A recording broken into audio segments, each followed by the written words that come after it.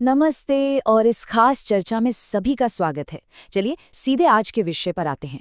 आज हम एक ऐसी बेहद खूबसूरत काव्य रचना की गहराई में उतरने वाले हैं जो असल में जीवन और उस ईश्वरीय शक्ति के गहरे रहस्यों को बड़े ही आसान रूपकों के जरिए समझाती है। हम सबके मन में कभी न कभी ये सवाल तो जरूर आता है ना कि उस परम शक्ति या ईश्वर से हमारा सामना आखिर कहाँ और कैसे होगा। इसी रहस्य को सुलझाने के लिए आज हम इस रचना के हर एक पहलू को डीकोड करेंगे। हमारी आज की चर्चा का जो शीर्षक है, रूपकों को समझना, भीतर की एक यात्रा, वो इस पूरे विषय का एकदम सटीक सार है। क्योंकि सच मानिए, ये बाहर की नहीं बल्कि अपने ही भीतर झांकने की एक बहुत ही अद्भुत प्रक्रिया है। हमारी पूरी चर्चा की नींव ही इस एक लाइन पर टिकी है, पता नहीं किस रूप में आकर नारायण मिल जाएगा। ये सिर्फ एक गीत की लाइन नहीं है, बल्कि एक बहुत ही गहरा दार्शनिक विचार है। जरा सोचिए, इंसान सदियों से उस परम सत्य की खोज में लगा है ना। अक्सर हम मान लेते हैं कि ईश्वरीय अनुभूति कोई बहुत बड़ा, एकदम जादुई चमत्कार होगी। लेकिन ये लाइन हमें ये सोचने पर मजबूर कर देती है कि शायद वो परम सत्य उन रूपों में या उन तरीकों से हमारे सामने आता है जिनकी हमने कभी कल्पना भी नहीं की होती।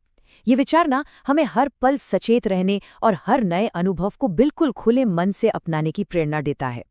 तो फिर सवाल ये है कि ये खोज शुरू कहाँ से होती है। चलिए बढ़ते हैं अपने पहले भाग की तरफ, भीतर की खोज और ईश्वरीय वास्तविकता को पाना। स्क्रीन पर इस तुलना को जरा ध्यान से देखिए। एक तरफ है बाहरी खोज, हम लोग शांति की तलाश में बाहरी दुनिया में सातों तीर्थ भटकते हैं, मीलों दूर की यात्राएं करते हैं, ऊंचे पहाड़ों पर चढ़ते हैं। लेकिन दूसरी तरफ आंतरिक वास्तविकता क्या कह रही है? रचना साफ तौर पे बताती है कि ईश्वरीय तत्व तो असल में हर एक कण में, हर एक पल में मौजूद है। कण कण में हरि, क्षण क्षण में हरि। और ये कितनी खूबसूरती से दिखाता है कि कैसे हम उस परम सत्य को मीलों दूर ढूंढ रहे हैं, जो वास्तव में हमारी अपनी मुस्कानों में और हमारे खुद के आंसुओं में बसा है। बाहर के भटकाव और अंदर की सच्चाई के बीच का ये विरोधाभास वाकई बहुत दिलचस्प है। इसी बात को आगे बढ़ाते हुए यहाँ एक बहुत ही सीधा और स्पष्ट निर्देश मिलता है कि परम सत्य को देखने के लिए मन की आंखें खोलें। देखिए, इन भौतिक आंखों से तो हम सिर्फ इस भौतिक दुनिया को ही देख सकते हैं, लेकिन रचना हमें याद दिलाती है कि मन की आंखें तूने खोली तो ही दर्शन पाएगा। कहने का सीधा मतलब ये है कि असली ज्ञान या बोध के लिए हमें किसी शारीरिक यात्रा की नहीं, बल्कि भीतर से जागने की जरूरत है। जब तक चेतना की आंखें नहीं खुलेंगी, सामने खड़ा सत्य भी नजर नहीं आएगा। अब इस आंतरिक जागरूकता से थोड़ा आगे बढ़ते हैं और उस यूनिवर्सल सिस्टम को समझते हैं जो हमारे जीवन को आकार देता है। भाग 2, कर्म का नियम, नियति की वास्तुकला। कर्म की खेती, ये एक बहुत ही पावरफुल और एकदम जमीन से जुड़ा हुआ रूपक है। इस पूरी दुनिया को एक बहुत बड़े खेत की तरह सोचकर देखिए। जिस तरह एक किसान जो बीज बोता है, उसे बिल्कुल उसी की फसल मिलती है ना। इंसानी कर्म भी बिल्कुल वैसे हैं। जो बोएगा वो काटेगा। ये जग कर्मों की खेती है। हमारा हर छोटा बड़ा काम, हर विचार, वो सब एक बीज की तरह है जिसे हम इस ब्रह्मांड के खेत में बो रहे हैं। और भविष्य में उसी बीज की फसल हमें काटनी ही पड़ेगी। ये कॉन्सेप्ट हम सभी को अपने हर एक कदम, हर एक एक्शन के प्रति बहुत गहरी जिम्मेदारी का एहसास कराता है। यहाँ कारण और परिणाम यानी कॉज एंड इफेक्ट के बीच का सीधा कनेक्शन साफ नजर आता है। नियति या भाग्य कभी भेदभाव नहीं करता, जो लेता है वही देता है। पहली बात तो एकदम साफ है कि कर्म बोना सीधे तौर पर भविष्य के परिणाम काटने से जुड़ा है। लेकिन दूसरी लाइन में एक बहुत ही खूबसूरत आश्वासन छिपा है। पवित्र कर्म एक ऐसी नाव है जो कभी नहीं डूबती। मतलब अगर हमारे कर्म अच्छे और सच्चे हैं तो जिंदगी के समुंदर में कितने भी बड़े तूफान क्यों ना आ जाएं, वो नाव कभी डूबने वाली नहीं है। ये निष्पक्ष ब्रह्मांडीय शक्ति हमेशा सही और शुद्ध कर्मों को प्रोटेक्ट करती है। अब जाहिर सी बात है, मन में ये सवाल आता है कि आखिर वो श्रेष्ठ कर्म है कौन से। चलिए देखते हैं भाग 3, परोपकार की शक्ति और दूसरों की सेवा। नेकी कैसे काम करती है, ये समझने के लिए इससे बेहतर कुछ नहीं हो सकता। औरों को फूल दिए जिसने, उसके भी हाथ महकते हैं। जरा इस दृश्य की कल्पना कीजिए। जब कोई इंसान किसी दूसरे को खुशी, मदद या प्यार का फूल देता है तो उस फूल की खुशबू देने वाले के हाथों में भी बस जाती है। ये एक लाइन निस्वार्थ सेवा के पूरे सार को समेट लेती है। ये साबित करता है कि किसी और का भला करने से असल में सबसे बड़ा फायदा खुद उसी का होता है जो भला कर रहा है। कोई भी नेकी कभी बेकार नहीं जाती, उसका पूरा हिसाब रखा जाता है। तो इस परोपकार को हम अपनी रोजमर्रा की जिंदगी में कैसे उतारें? यहाँ कुछ बहुत ही प्रैक्टिकल कदम बताए गए हैं। पहला, अंधेरे में किसी दिए की बाती बनना, यानी जब किसी की जिंदगी में निराशा का अंधेरा छा जाए तो उसकी मदद का जरिया बनना।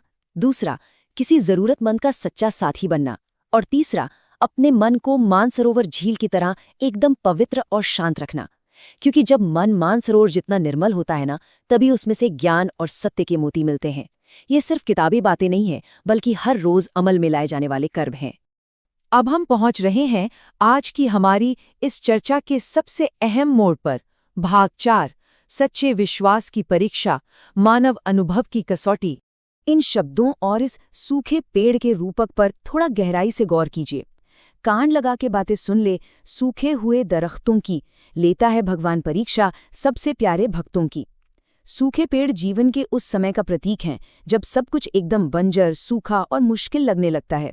ये एक कड़वी सच्चाई है कि जो सबसे ज्यादा समर्पित होते हैं, अक्सर उन्हें ही सबसे बड़ी आध्यात्मिक और सांसारिक परीक्षाओं से गुजरना पड़ता है। लेकिन ध्यान रहे, ये कोई सजा नहीं है, ये तो असल में उस निष्ठा और धैर्य को परखने की एक प्रोसेस है। और इसी परीक्षा से जुड़ा है ये बहुत ही गहरा सवाल, क्या श्रद्धा ठोस सोना है या केवल सोने का पानी चढ़ा है? क्या बात है, ये सवाल सीधा सोचने पर मजबूर कर देता है। जब लाइफ में सब कुछ बढ़िया चल रहा हो तब विश्वास बनाए रखना बहुत आसान होता है। असली टेस्ट तो तब होता है जब मुश्किलें सामने खड़ी हों। क्या वो विश्वास संकट के समय भी ठोस सोना बना रहता है, या फिर वो बस ऊपर से चढ़ी हुई कोई पॉलिश या सोने का पानी है जो जरा सी खरोच लगने या मुश्किल आने पर तुरंत उतर जाता है? तो जब परीक्षा की ऐसी मुश्किल घड़ी आए तो समाधान क्या है? समाधान है अटूट विश्वास। जो फूल धरे हर डाली पर, विश्वास तो रख उस माली पर। यहाँ उस परम शक्ति को एक मास्टर गार्डनर या माली के रूप में दिखाया गया है। एक ऐसा माली जिसने इस पूरी सृष्टि का बगीचा तैयार किया है और जो हर एक डाली का, हर एक जीव का पूरा ध्यान रखता है। उसे पता है कि किस डाली पर कब फूल खिलाना है और कब उसे पतझड़ के मौसम से गुजारना है। हमें बस उस महान माली की प्लानिंग पर पूरा भरोसा रखना है। और अगर वो सच्चा और ठोस विश्वास हमारे भीतर कायम रहे तो आखिर में क्या होगा?